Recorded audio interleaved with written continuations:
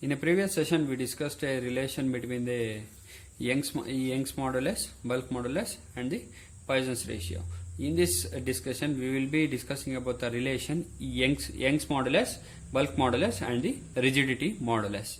Now, previously for the derivation, we derived that relation between Young's modulus and the Poisson's ratio and the rigidity modulus, which is given by y is equal to 2 neta into 1 plus sigma, which is given as a equation number 1, and the another relation which is discussed in a previous session, y is equal to y divided by 3 into 1 minus 2 sigma, which is given by relation number 2, which was the relation between the Young's modulus and bulk modulus and the Poisson's ratio, which was discussed in my previous videos. You can go through that by rearranging this equation 1 and 2, so where Young's modulus y divided by and the rigidity modulus neta is taken one side, it is equal to 2 plus 2 into sigma, it is equation number 3, and the rearranging the equation 1 by Young's modulus y divided by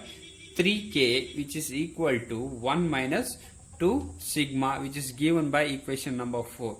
Nothing has done, the equation are taken from the previous derivation 1 and 2, and that has been rearranged in this particular manner. Now adding a equation 3 and 4, we will be getting a equation y divided by neta plus y divided by 3k is equal to 3. By solving these equations, I will be getting this particular equation. Now I want a equation in terms of Young's modulus. By taking a LCM and the common, I will be getting a Young's modulus y, which is equal to 3 3s are 9, 3 into neta into k divided by the numerator term is transferred to the denominator of the opposite side, 3k plus n, which is the relation between the Young's modulus, bulk modulus, and the rigidity modulus is given by this form.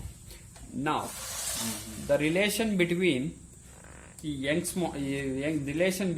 have discussed the Young's modulus relation, but we have left the volume and the spheric angle which is formed. So we will be discussing another derivation, which is a small derivation, which is given by bulk modulus and rigidity modulus and the Poisson's ratio, which is given by the notation sigma.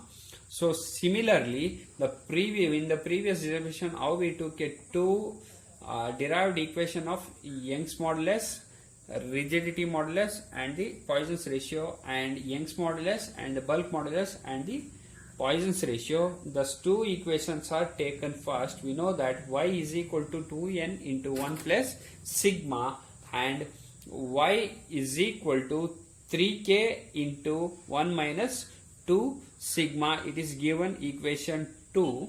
By this two equation, from this equation which is equal to Young's modulus, so I am equating that equation 1 and equation 2. I will be getting in this form. By this rearrangement of this equation, I will be getting that sigma is equal to 3k minus 2n divided by 2n plus 2k. This is the final relation between the bulk modulus, rigidity modulus, and the Poisson's ratio.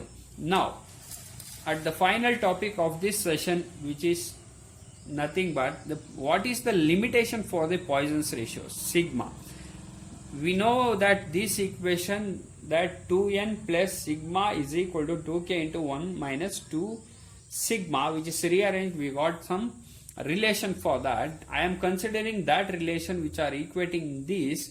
By this equation, if I take a sigma as a positive term in this particular equation, I need to make that LHS and the RHS side should be always equal, so that the equation should always satisfy.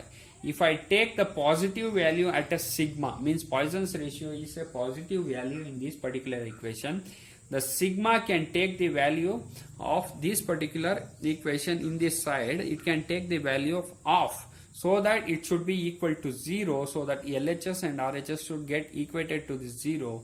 So the value can take only half, which is called as positive half, which is positive 0.5.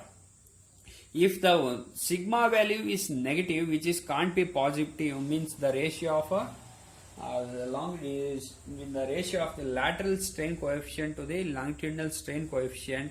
So without any changes, it can't go for the negative value. So the negative value can't be gone towards the Poisson's ratio. It can be taken as 0.